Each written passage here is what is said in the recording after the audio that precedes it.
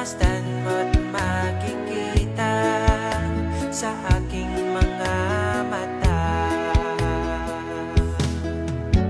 Hindi na kailangan ako ay tanungin, hindi na kailangan sa'yo ay bigkasin.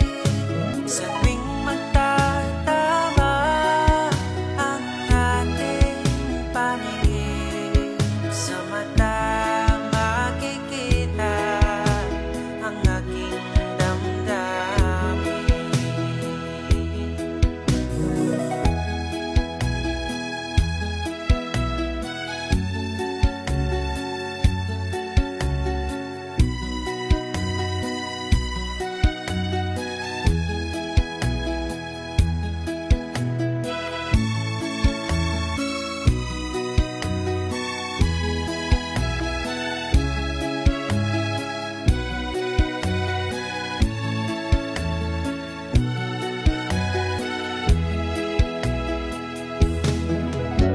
Hindi na kailangan ako ay tanungin, hindi na kailangan sa'yo ay bigkasin.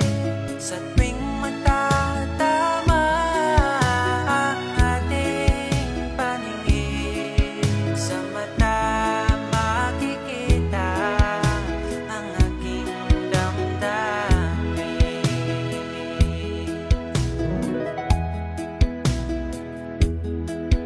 Kailangan pa bang ako ay tanungin? Kailangan pa bang sa'yo ay bigkasin na mahal kita at wala nang iba? Masdan mo't makikita sa aking mga mata. Masdan mo't makikita sa aking mga mata. Masdan mo't makikita sa aking mga mata.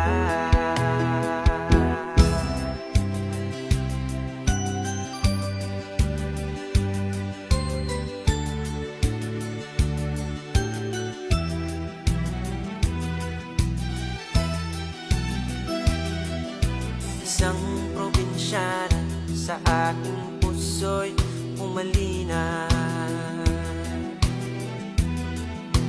Ang ugali niya'y parang Maria Clara, hindi agad makakamit ang kanyang pagsinta. Kailangan bang suyuin siya?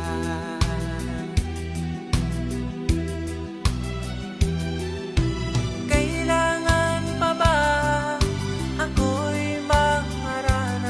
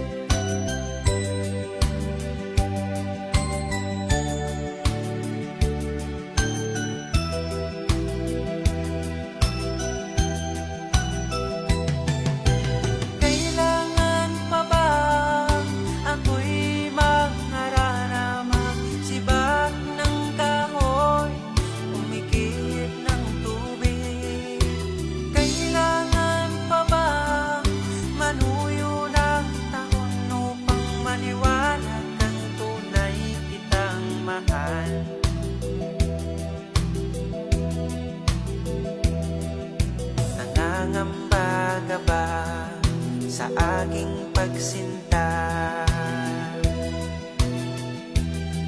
Kapag pagluwaan sa akin makakamit, asahan mo aking giliw, pag-ibig ko'y walang maliw. Ikaw lamang ang aking iibigin, ikaw lamang ang aking iibigin, ikaw lamang ang aking iibigin.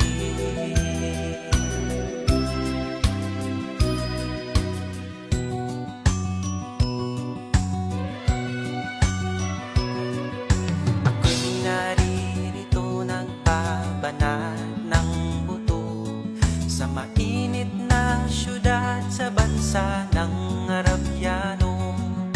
Anong hirap talaga ang kumita ng pera, kakapal ang iyong kamay, masusunog pa ang kulay. Sa aking pagtulog ang laging iniisip, bumilis na ang araw upang ako'y makabalik.